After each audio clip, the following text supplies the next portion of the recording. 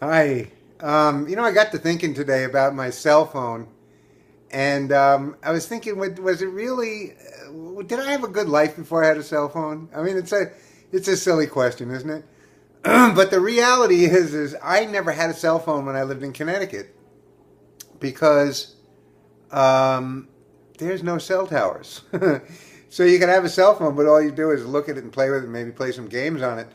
And actually, to this day, there's still no cell towers. There's one that's way over on Mohawk Mountain, and if you're lucky and you're in the right place in the driveway or standing on the upstairs porch or something, you can pick up a signal.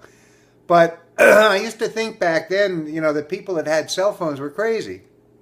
I remember visiting my friends in New Jersey, and we were at a restaurant, and I said, "That guy's crazy. He's making calls on his cell phone, and it costs like $10 a minute to make a cell phone call." I had no idea what cell phones were about. I really didn't. And the same thing in 1992 in my home office, I got a fax machine, which I had a computer. Well, actually, I had two computers in there by that time. They were both like dinosaurs. And then I got this fax machine. It was one of those with the paper that, the heat sensitive paper. And so my wife is an artist. And so this was in the winter. And so it was a snowy night. And we had a friend, Tom. And we thought Tom could appreciate. Tom lived in this mansion, but he lived in the back in the servants' quarters because it was too cold in the rest of the house for the rest of the winter. So we sent him this thing on the fax, and my wife drew pictures on it and silly stuff, and we wrote a few things. Hi, Tom, duh. And so he wrote back and he said, "I know you're having fun," but he said, "Just wait for a week." And he's right. A week later, it was a fax machine. We didn't give a darn about it for anything else. So when I got to Florida in 2000, the first thing I did was get a cell phone. So I thought, man, this is really cool.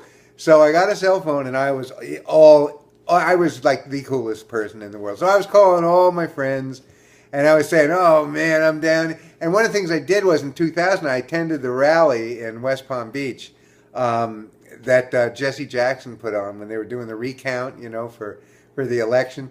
And so I was down there, and there were helicopters going overhead, and everybody was like making noise, and there was clapping and everything. And so here I was at the center of everything, newly arrived from Connecticut for good, standing out there with a cell phone.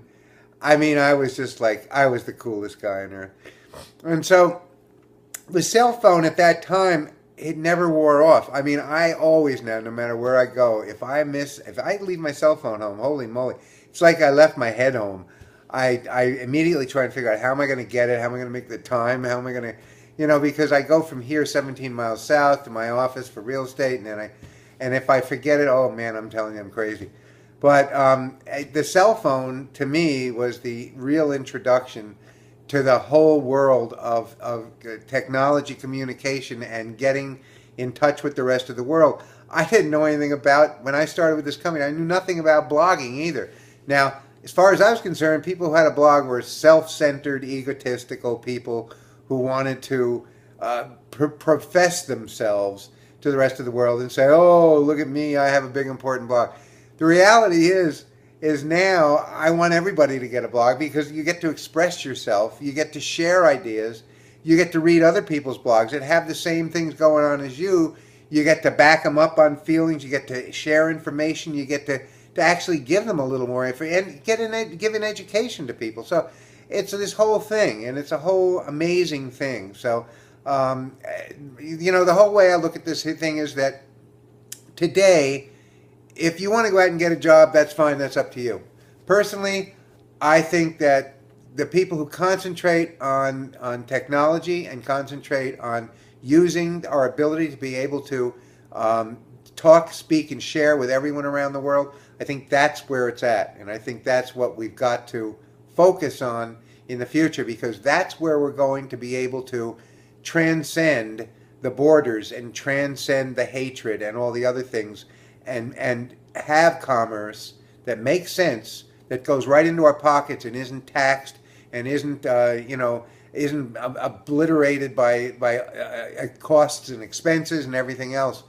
We've got to be able to contribute. Of course, we have to pay income tax on what we make, but we need to be able to contribute really as much as we can to ourselves, to helping each other, and to creating our own integral society. So anyway, That's my heavy philosophy for today, but it's a reality. And so I hope that I hope you got something out of this, and I hope you can join us soon if you haven't already. Thank you. Talk to you soon. Bye.